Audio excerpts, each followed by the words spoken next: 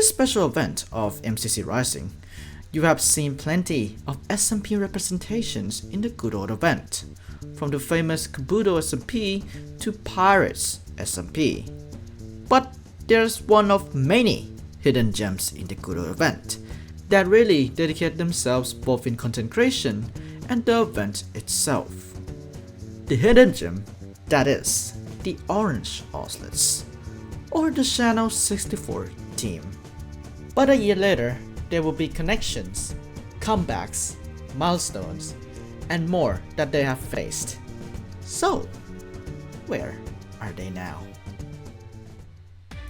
If you're not aware, the Orange Ocelots are a team consists of members of the Channel 64 SMP at the time, with Loki OLR, P-Porp, Arrington, and Binish in the good old team. So my name's Arrington. I am a content creator on YouTube. Most of the time I make content on the Channel 64 SMP, in which I am kind of lead moderator, team lead. I kind of change titles every time I talk to somebody, but leadership in regards to that SMP, as well as a few side projects here and there. My name is Binish. I'm a smaller content creator on YouTube and Twitch. I mostly play hardcore, but I do kind of a mixture of random mod videos and SMPs and whatever I'm feeling like. And I was in MCC Rising one time. So I'm Loki OLR, and I've been making Minecraft content on a regular basis for the last 3.25 years. But I've been doing content creation outside of just Minecraft stuff since like 2002. So it's been a while. And for P-Porp, alongside their time in the Channel 64 SMP, they have also done some modded series as well, from the currently ongoing couple-month SMP of Battlecraft to Vault Hunters. With their good old commercial for their application video, they are in MCC Rising. And while they finished 9th place in the good old event, they had some good games in their pocket. One of which being them having a good sense of time at the beginning of the event. How do you feel being part and playing the event with your team, the good old Channel 64 SMP team, as well as the entire roster themselves? Oh, it was an absolute blast. Like, it was so much fun. We still have the MCC Rising Discord because everybody was such good friends that they kept the Discord around just for us. Like, they didn't do that for the first MCC Rising, but they did it for us, and now we're like, we're sharing all the new MCC Rising applications and like sharing all them back and forth for each other. Everybody was fantastic. There were like, even after the event, there were a lot of other recordings that people had set up, and yeah, it was a blast. Our team, we were falling apart, and it was so funny. Like, we were having a great time. It was like, all in all, it was fantastic. Like, everybody was amazing. It was great to hang out with my friends and be able to just, kind of experience those games from like the inside. It's certainly nerve-wracking, for sure. There's a lot of stress that day, so it's hard to, thoroughly enjoy it in the moment. But it was still a fun experience overall, and I had a lot of fun. And yeah, I look back on that fondly. Recently with the MCC and Minecraft collab, they had the MCC kind of test things on the Bedrock store, and so I got to play with my daughter, and that was really cool to be like, I've been here. I know these things. I mean, obviously not same maps or anything like that, but to be back in those sound effects and all of that was, it's really cool. It was really an honor to play. After Rising 2, the 3rd season of Channel 64 SMP started, with new builds, chemistry, as well as concepts in the good old server itself. So with every season, there's a lot of build-up and planning.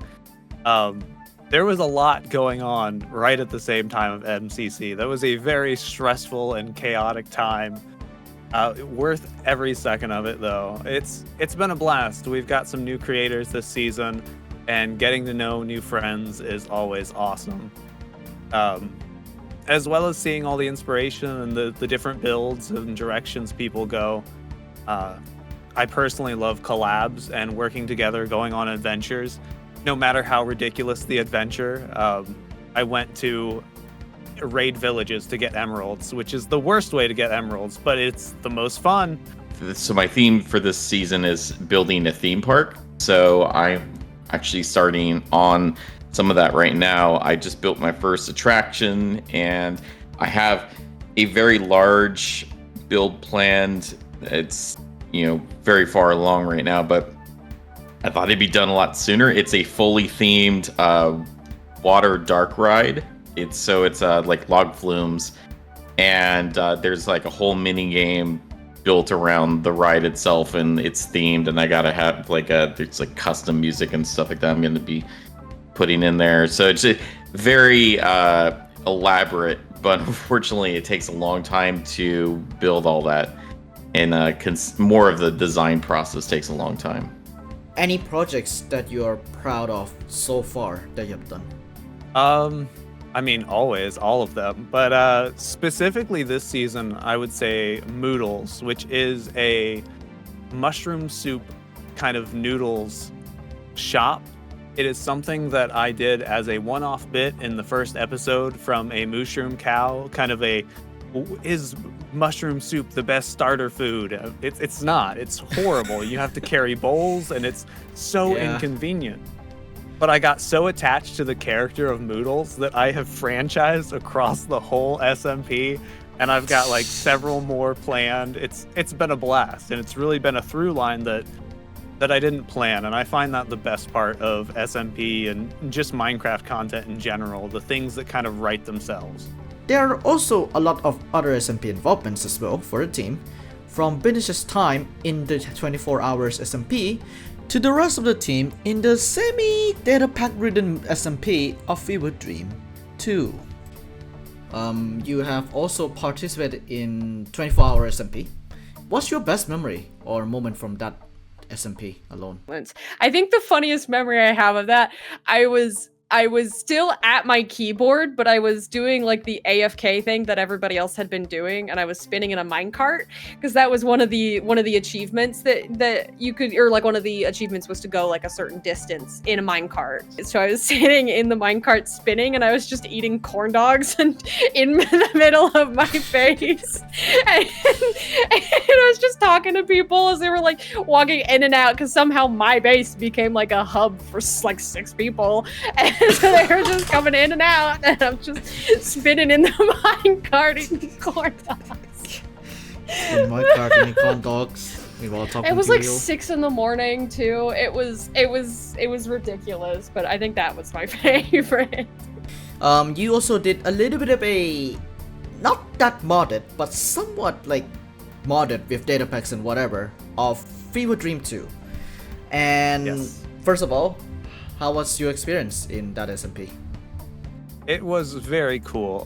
So yeah, it was kind of a data pack driven server ran by the folks over at the MC Collab Station, which has been a great resource. I try to hype that up every chance I get. It's really awesome within the Minecraft space to have somewhere to send other people looking for SMPs or looking for help or content or questions. One of the main driving forces behind Fever Dream was Jampot Bong from the Unorthoblocks server, and so we've got to know him very well through that. And I went a very kind of stream focused Lethal Company vibe. Oh yeah, I made the spaceships and things. It was great. It was a lot of fun.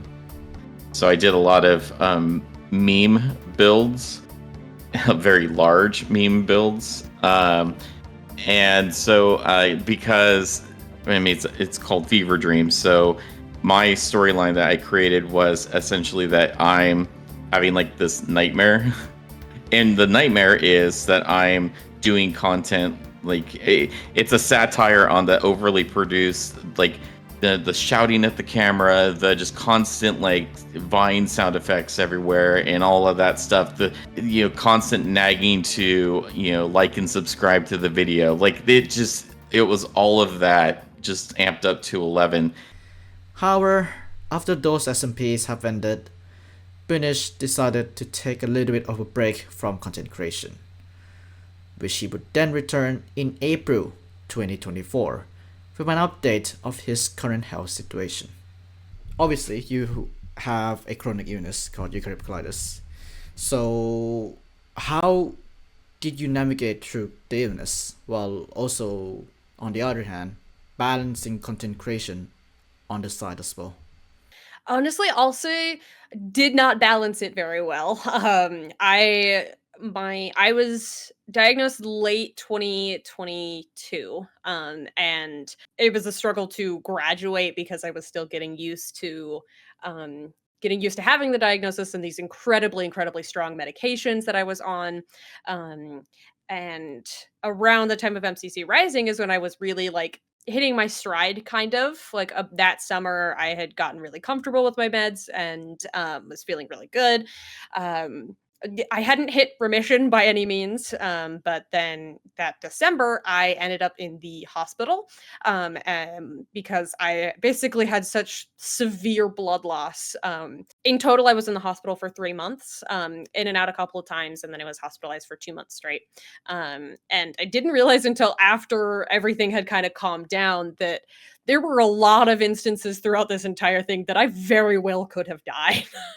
I shouldn't laugh, but I shouldn't laugh. It's very serious. Um, but I did not manage it very well and kind of tried to push through even when I wasn't feeling well, and I ended up with an ileostomy. So I no longer have my colon. So I did not manage it very well, but after major surgery, I have been doing better. It's very easy to convince yourself that you're not as sick as you are. And that was my problem for a while. Like I would get very hard on myself for not going and recording or editing or being the productive person that I needed to be, because I would look at somebody like Scar and I would be like, well, I'm not nearly as sick as Scar is, so I'm fine. I should be able to. The most important thing is to meet yourself where you're at. And I feel like since I've gotten out of the hospital, I've gotten a lot better at knowing like, okay, I'll record this today and then I'm done. I need to go sleep. like, um, And after missing out on some of the actions from the Channel 64 itself, he decided to leave the server. In good terms, of course. I ended up leaving because I had kind of floated away from the SMP just because I couldn't do a lot of anything basically. And so it was like I don't have the energy for an SMP, let alone I don't have enough energy for my own videos, let alone an SMP. Like I need to cut back on the projects that I have. And like I had really been doing nothing besides like just kind of sitting and watching for a while. So like for the last like 6-7 months that I was there, I wasn't really there in the first place.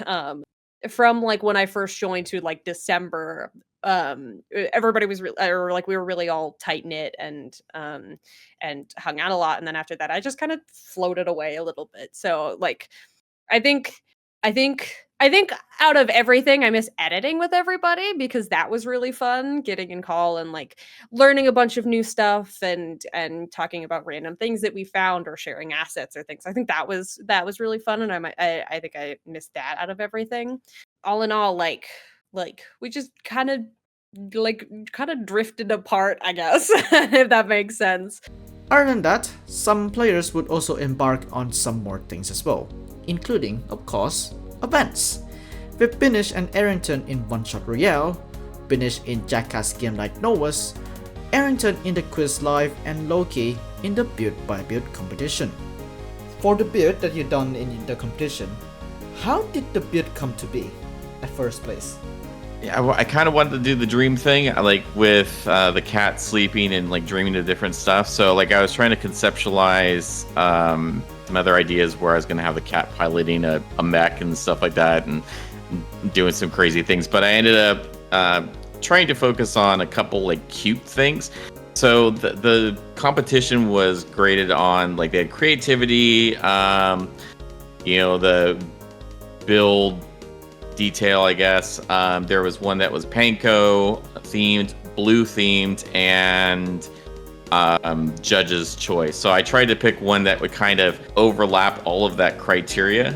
They have an in-game model of Panko, and I was able to take that into Blockbench, recreate it, and essentially like pose it how I wanted to have like a reference for building the actual structures.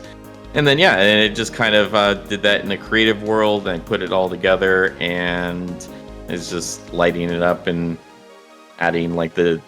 We got One Shot Royale that you have done, and you also have the Quiz Live as well in your hands. How were they? Like, those two events? They were awesome.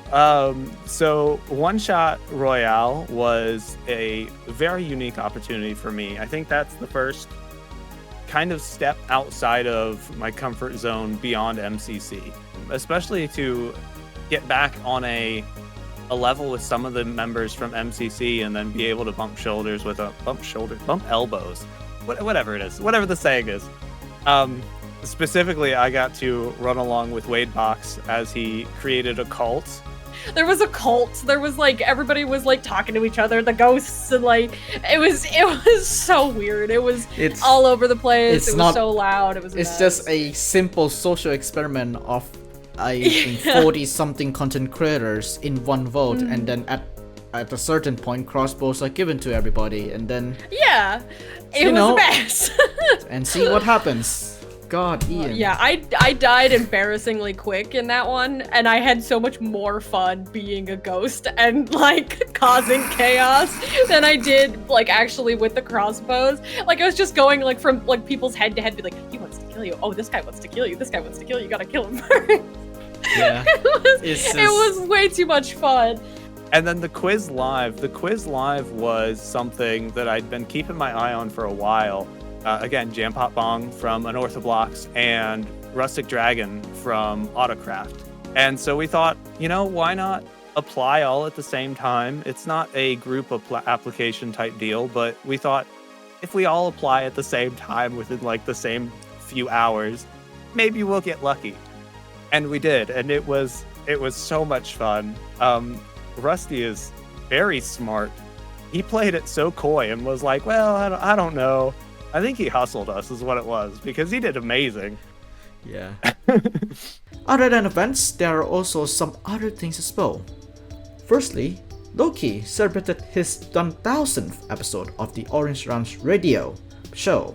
Arrington would also be featured in the Unorthoblocks SMP as a guest as well, around July 2024. P-Porp would also participated in some Jingle Jam lobbies at the end of last year, one with themselves and one with the Rising crew. And Binish is back in action again in his good old RL Craft journey. But what now? Well, Binish is back to his hardcore world finally, after a good old break from the vote itself. Loki would also continue his good old journey in Channel 64, as well as Arrington and P-Porp on the same server, with P-Porp still continuing their journey and time in the Battlecraft SMP.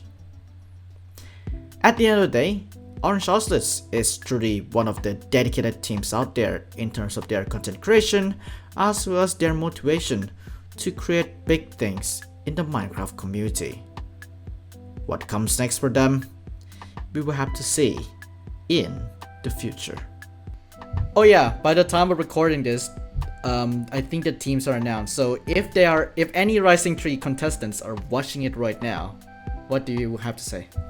Make the connections that you can, because that's what MCC Rising is for. It's like you are there to do some really fun things and meet some really fun people and have a great time. Don't stress on necessarily doing well in the games. I mean, if you are coming from a background where you're not necessarily going to be great at, PvP or parkour or anything like that, I wouldn't worry too much about that.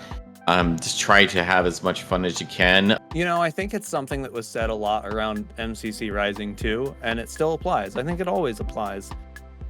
Have the best time you can. Don't worry about winning, especially if you're not in the space and practice to be able to do so. However, you can take it as an awesome opportunity to meet, interact with, find new friends, and just network and have fun. The biggest thing is just having fun and making the best content you can with the opportunity that you've got.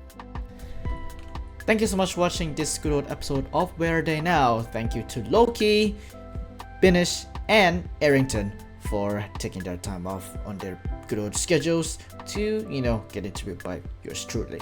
There's one more Where Are They Now video that will be releasing tomorrow, and it features the team that may actually won that event. Yeah, so be sure to stick around on that. That's tomorrow for you, as well as more team intros upcoming as well. So yeah, again, it's a sprint, it's a rush to get all of those videos not done. So yeah, that's all for me. Keep on watching Duechayapol, and I'll see you guys later. Goodbye, guys.